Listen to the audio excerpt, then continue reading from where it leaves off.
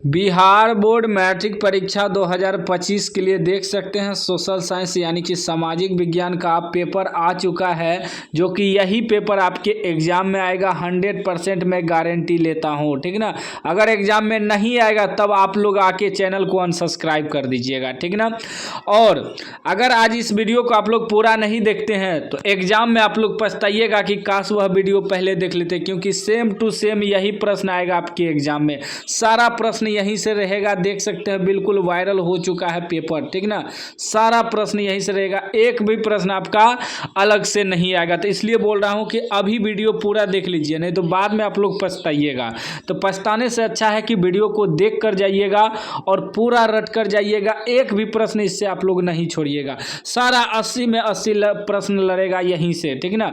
तो मैं आपको पूरा 1 से 80 तक ऑब्जेक्टिव आंसर बताने वाला हूं और आपको 40 से बनाना है एग्जाम में, ठीक ना। लेकिन मैं आपको पूरा 80 में 80 करवा देता हूं ताकि आप लोग एग्जाम में ना गर्दा मचा के आइएगा, ठीक ना।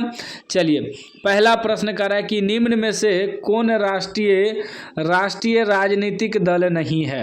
राष्ट्रीय राजनीतिक दल जो है बहुजन समाज पार्टी नहीं है। डी राइट आंसर हो जाएगा, याद कर लीजिएगा। एक भी प्रश्न आप लोग नहीं छोड़िएगा, सीधा आपके एग्जाम में लड़ेगा प्रश्न, यहीं से प्रश्न आएगा। दूसरा प्रश्न कर रहा है कि आज़ादी के समय से ही किस देश में सरकार का लोकतांत्रिक स्वरूप है। तो वह आपका भारत हो जाएगा। डी राइट आंसर हो जाएगा, याद कर लीजिएगा। एक भी प्रश्न आपसे मिस नहीं होना चाहिए, नहीं तो बाद में आप लोग पछताइएगा। सारा प्रश्न रट लीजिएगा, 80 में 80, यही सब प्रश्न आपके एग्जाम में पूछा जाएगा। तीसरा प्रश्न कर रहा है, निम्न में से किसने कहा कि धर्म को कभी भी राजनीति से अलग नहीं किया जा सकता है। तो वह महात्मा गांधी ने कहा। बी राइट आंसर हो जाएगा। एक भी प्रश्न आपसे मिस नहीं होना चाहिए। और आप लोग चैनल को सब्सक्राइब कर लीजिए, मैं आपको सभी विषय का ऑब्जेक्टिव प्लस सब्जेक्टिव करवाऊंगा, ठीक ना। और सीधे आपके एग्जाम में पूछे जाएंगे और आपका बेहतर नंबर आएगा। चैनल को आप लोग सब्सक्राइब कर लीजिएगा, जब एग्जाम में नहीं आएगा ना प्रश्न तब आके आप लोग चैनल को अनसब्सक्राइब कर दीजिएगा, ठीक ना। चलिए, चौथा प्रश्न कर रहा है, तारी विरोधी आंदोलन निम्न में से किस राज्य में शुरू किया गया। तो वह आंध्र प्रदेश में शुरू किया गया था। सी राइट आंसर हो जाएगा, याद कर लीजिएगा। एक भी प्रश्न आपसे छूटना नहीं चाहिए। पांचवा प्रश्न कर रहा है, साइकिल किस राजनीतिक दल का चुनाव चिन्ह है। साइकिल जो है वह समाजवादी पार्टी का चुनाव चिन्ह है। बी राइट आंसर हो जाएगा, याद कर लीजिएगा। चलिए, अगला प्रश्न 6 नंबर का है, संविधान का अनुच्छेद 40 किससे संबंधित है। वह स्थानीय स्वशासन से संबंधित है। सी राइट आंसर हो जाएगा, याद कर लीजिएगा। चलिए, अगला प्रश्न 7 नंबर का है कि वेस्ट इंडीज में संघ की स्थापना कब की गई। तो संघ का स्थापना जो है 1958 ईस्वी में की गई। ए राइट आंसर हो जाएगा, याद कर लीजिएगा। एक भी प्रश्न नहीं छूटना चाहिए। सारा प्रश्न 80 में 80 प्रश्न यहीं से लड़ेगा। एक भी प्रश्न जो है आपका बाहर से नहीं आएगा, तो इसलिए पूरा रट लीजिएगा। 8 नंबर प्रश्न कर रहा है, निम्नलिखित में से कौन संघों के एक साथ आने का उदाहरण नहीं है। तो इसका राइट आंसर सी हो जाएगा, स्विट्जरलैंड, ठीक ना। सी राइट आंसर हो जाएगा, स्विट्जरलैंड। याद कर लीजिएगा, चाहे सेकंड सिटिंग के छात्र हैं या फर्स्ट सिटिंग के छात्र हैं, यहीं से प्रश्न आपका रहेगा। चलिए, 9 नंबर प्रश्न कर रहा है कि निम्न में से कौन भारतीय बहुराष्ट्रीय कंपनी है। तो वह आपका फोर्ड मोटर्स हो जाएगा। भारतीय बहुराष्ट्रीय कंपनी हो जाएगा Ford Motors. D right answer हो जाएगा, याद कर लीजिएगा। एक भी प्रश्न नहीं छूटना चाहिए। 10 नंबर का है, प्रत्यक्ष विदेशी निवेश का सर्वाधिक लाभ किस क्षेत्र को मिला है। तो वह सेवा क्षेत्र को मिला है। सी राइट आंसर हो जाएगा। अगला प्रश्न देखिए, 11 नंबर का, वैश्वीकरण का नकारात्मक प्रभाव निम्न में से किस क्षेत्र में देखा गया। तो वह कृषि एवं ग्रामीण क्षेत्र में देखा गया। ए राइट आंसर हो जाएगा।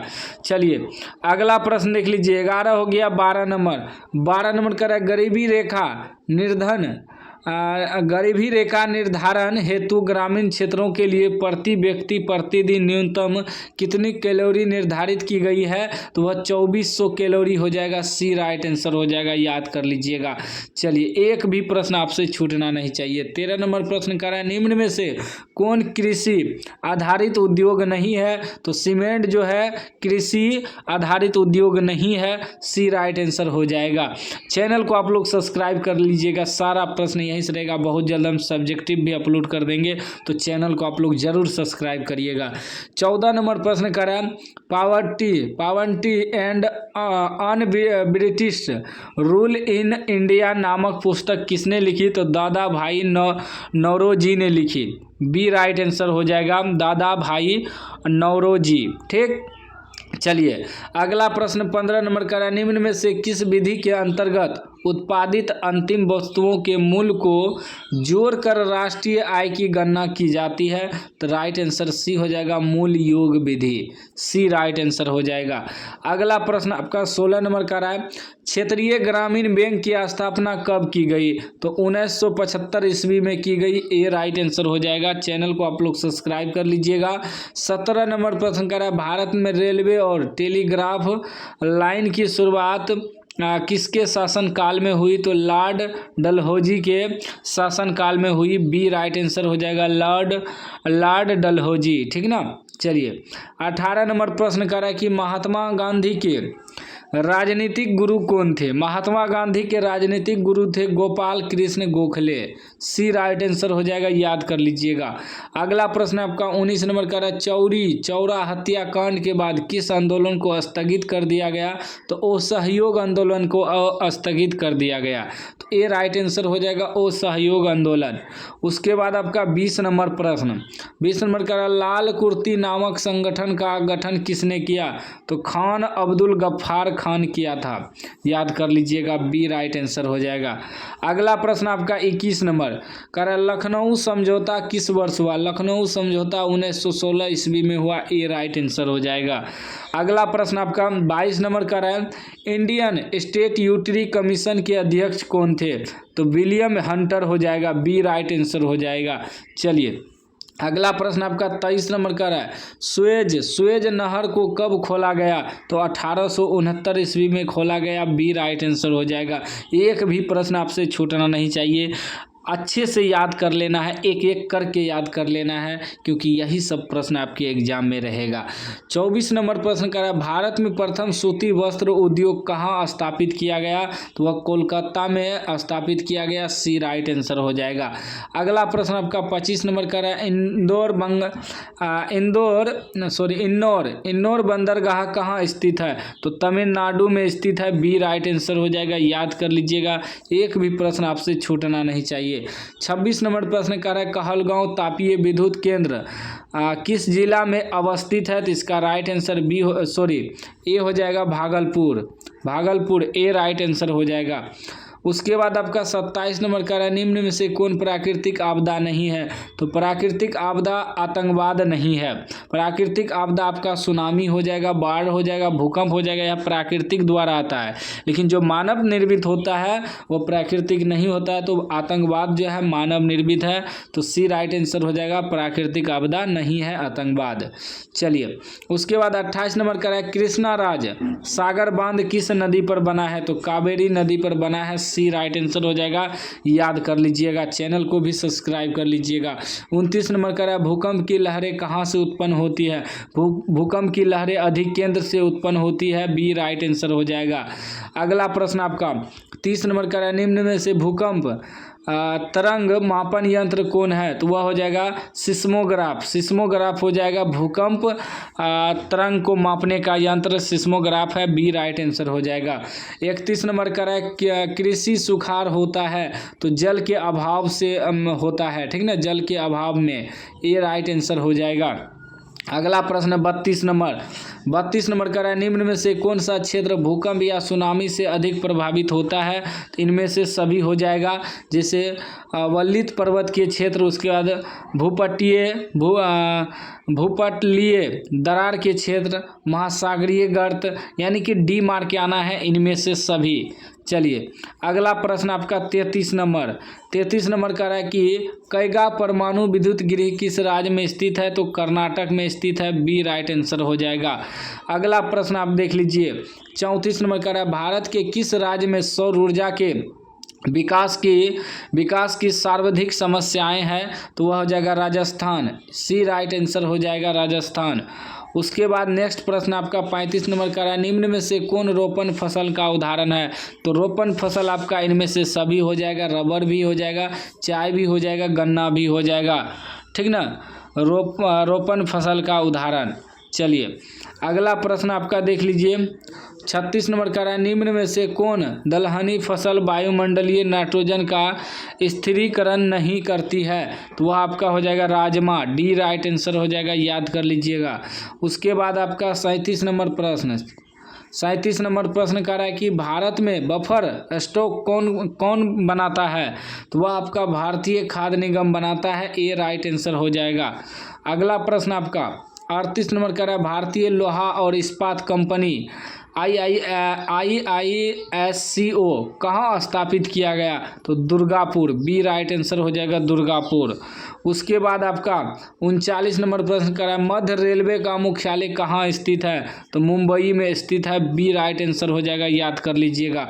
चैनल को भी आप लोग सब्सक्राइब कर लीजिएगा। 40 नंबर कर रहा है कौन सा राष्ट्रीय जलमार्ग इलाहाबाद को हल्दिया से जोड़ता है? तो वह आपका हो जाएगा राष्ट्रीय जलमार्ग संख्या 1, ए राइट आंसर हो जाएगा। उसके बाद आपका 41 का रहा फ्रांसीसी क्रांति कब हुई? तो 1789 ईस्वी में हुई, ए राइट आंसर हो जाएगा। उसके बाद आपका 42 नंबर का रहा मैजिनी का संबंध किस संगठन से था? तो कार्बोनरी संगठन से, बी राइट आंसर हो जाएगा, याद कर लीजिएगा। उसके बाद 43 नंबर प्रश्न का रहा राष्ट्रीय आंदोलन का केंद्र जेना विश्वविद्यालय कहाँ स्थित है? तो जर्मनी में स्थित है, बी राइट आंसर हो जाएगा। चैनल को सब्सक्राइब कर लीजिएगा। 44 नंबर प्रश्न का रहा है कोसूथ का संबंध किस देश से है? तो हंगरी देश से है, डी राइट आंसर हो जाएगा, याद कर लीजिएगा। उसके बाद 45 नंबर प्रश्न का रहा है रूस में प्रतिनिधियात्मक संस्था ड्यूमा का गठन कब हुआ? तो 1905 ईस्वी में हुआ, सी राइट आंसर हो जाएगा। एक भी प्रश्न आपका अलग जगह से नहीं आएगा, सारा प्रश्न यहीं से पूछा जाएगा। 46 नंबर का है किस संधि के तहत रूस प्रथम विश्व युद्ध से बाहर हो गया? तो पेरिस की संधि, डी राइट आंसर हो जाएगा। उसके बाद 47 का है वैज्ञानिक समाजवाद का जनक किसे माना जाता है? तो कार्ल मार्क्स को माना जाता है, सी राइट आंसर हो जाएगा। उसके बाद 48 का है कि निम्न में से क्या पोट्सडम की घोषणा का उद्देश्य था? तो जर्मनी का एकीकरण था, डी राइट आंसर हो जाएगा। उसके बाद 49 नंबर प्रश्न करा निम्न में कौन सा खाता विशेष रूप से व्यापारियों के लिए है? तो चालू जमा, बी राइट आंसर हो जाएगा। उसके बाद आपका 50 नंबर प्रश्न करा मनरेगा कार्यक्रम की शुरुआत किस राज्य से हुई? तो आंध्र प्रदेश से हुई, डी राइट आंसर हो जाएगा। अगला प्रश्न आपका 51 नंबर करा औद्योगिक उत्पादों की गुणवत्ता सुनिश्चित करने के लिए किस मानक चिन्ह का प्रयोग किया जाता है? तो ISI मार्क, याद कर लीजिएगा, सी राइट आंसर हो जाएगा, ISI मार्क। उसके बाद 52 का राष्ट्रीय उपभोक्ता दिवस कब मनाया जाता है? तो 15 मार्च को मनाया जाता है, ए राइट आंसर हो जाएगा। उसके बाद आपका 53 नंबर का रहा है कि निर्यात संवर्धन क्षेत्र EPZ को निम्न में से किस में बदल दिया गया? तो वह हो जाएगा विशेष आर्थिक क्षेत्र में बदल दिया गया, सी राइट आंसर हो जाएगा। उसके बाद 54 का रहा है कि निम्न में से कौन सी बेरोजगारी कृषि क्षेत्र में पाई जाती है? तो छिपी बेरोजगारी, ए राइट आंसर हो जाएगा, छिपी बेरोजगारी। उसके बाद आपका 55 नंबर प्रश्न करा कि प्रधानमंत्री नरेंद्र मोदी ने विमुद्रीकरण की घोषणा कब की? तो 8 नवंबर 2016 में की, ए राइट आंसर हो जाएगा। उसके बाद 56 नंबर का रहा भारत में मौद्रिक नीति का निर्धारण कौन करता है? तो भारतीय रिजर्व बैंक, सी राइट आंसर हो जाएगा, भारतीय रिजर्व बैंक। उसके बाद 57 का रहा किस आयोग कमेटी ने सतत पोषणीय विकास की अवधारणा प्रस्तुत की? तो ब्रुंटलैंड आयोग, ए राइट आंसर हो जाएगा। उसके बाद अगला प्रश्न देखिए 58 नंबर करा निम्न में पुरानी जलोढ़ मिट्टी कौन है? तो पुरानी जलोढ़ मिट्टी बांगड़ मिट्टी हो जाएगा, बी राइट आंसर हो जाएगा। चलिए नेक्स्ट प्रश्न देखते हैं 59 नंबर का है प्रथम राष्ट्रीय जल नीति कब लागू हुई? तो सी राइट आंसर हो जाएगा सितंबर 1987 ईस्वी। उसके बाद 60 नंबर का है जिम कॉर्बेट राष्ट्रीय उद्यान कहाँ स्थित है? तो उत्तराखंड में स्थित है, ए राइट आंसर हो जाएगा उत्तराखंड। चलिए अगला प्रश्न 61 नंबर का है भारत का सबसे छोटा जैव मंडल रिजर्व कौन सा है? तो वह हो जाएगा Dibru Saikhowa, D right answer हो जाएगा डिब्रू सैखोवा। चलिए अगला प्रश्न 62 नंबर का है Q9 का उपयोग होता है, Q9 का उपयोग मलेरिया में होता है, ए राइट आंसर हो जाएगा। अगला प्रश्न आपका 63 नंबर का भारत में कितने सार्वजनिक क्षेत्र के तेल परिष्करण केंद्र कार्य कर रहे हैं? तो वह हो जाएगा 18, बी राइट आंसर हो जाएगा। अगला प्रश्न आपका 64 नंबर का रहा भारत के प्रथम जल विद्युत संयंत्र की स्थापना कहाँ की गई? तो शिव समुद्रम में, ए राइट आंसर हो जाएगा शिव समुद्रम। उसके बाद आपका 65 का रहा है कि निम्नलिखित में से किस समुदाय ने ब्रुसेल्स में बहुमत का गठन किया? तो हो जाएगा डच भाषी समुदाय, बी राइट आंसर हो जाएगा डच भाषी समुदाय। उसके बाद आपका 66 नंबर प्रश्न का रहा सरकार के उच्च और निम्न स्तरों के बीच शक्तियों के विभाजन को कहा जाता है? तो ऊर्ध्वाधर वितरण कहा जाता है, सी राइट आंसर हो जाएगा। उसके बाद आपका 67 नंबर का रहा है कि निम्न में से कौन नगर निगम का प्रमुख है? तो वह महापौर, डी राइट आंसर हो जाएगा महापौर। उसके बाद 68 नंबर का रहा है कि निम्न में से कौन सा विषय समवर्ती सूची में शामिल है? तो वह आपका हो जाएगा शिक्षा, डी राइट आंसर हो जाएगा शिक्षा। उसके बाद आपका 69 का रहा है कि राष्ट्रवादियों और यूके सरकार के बीच कब समझौता हुआ? तो 1998 ईस्वी में हुआ, सी राइट आंसर हो जाएगा। उसके बाद आपका 70 नंबर प्रश्न का रहा है कि नेपाल के किस राजा ने प्रजातांत्रिक शासन को स्वीकार करने से इनकार कर दिया? तो राजा महेंद्र ने जो है इनकार कर दिया, तो डी आपका राइट आंसर हो जाएगा। अगला प्रश्न आपका 71 नंबर का रहा है कि समकालीन विश्व में सरकार का सबसे लोकप्रिय रूप क्या है? तो लोकतंत्र है, डी राइट आंसर हो जाएगा। अगला प्रश्न आपका 72 का रहा है कि निम्न में से किस देश में एक दलीय प्रणाली है? वह आपका चीन हो जाएगा, बी राइट आंसर। चलिए अगला प्रश्न, आप लोग अभी तक चैनल को सब्सक्राइब नहीं किए तो सब्सक्राइब कर लीजिए और घंटी को दबा के ऑल कर लीजिएगा ताकि आपको नोटिफिकेशन मिलता रहे वीडियो का। 1921 में सरकार द्वारा गठित राजस्व आयोग के अध्यक्ष कौन थे? तो J M Keynes, B right answer हो जाएगा। अगला प्रश्न आपका 74 का है भारत में प्रथम औद्योगिक नीति की घोषणा कब हुई? तो 1948 ईस्वी में, ए राइट आंसर हो जाएगा। उसके बाद आपका 75 नंबर प्रश्न कर रहा है कि 1929 की आर्थिक मंदी का सबसे बुरा असर किस देश पर पड़ा? तो वह अमेरिका पे पड़ा, बी राइट आंसर हो जाएगा। अगला प्रश्न 76 का है युद्धोत्तर पुनर्निर्माण के लिए पैसे का इंतजाम करने हेतु किस संस्था का गठन हुआ? तो अंतर्राष्ट्रीय मुद्रा कोष, ए राइट आंसर हो जाएगा अंतर्राष्ट्रीय मुद्रा कोष। उसके बाद आपका जो है 77 का है यूरोपीय आर्थिक संघ की मुद्रा क्या है? तो यूरो है, यूरो, डी राइट आंसर हो जाएगा यूरो। उसके बाद 78 का है न्यू इंडिया समाचार पत्र को किसने शुरू किया? तो एनी बेसेंट ने किया, बी राइट आंसर हो जाएगा।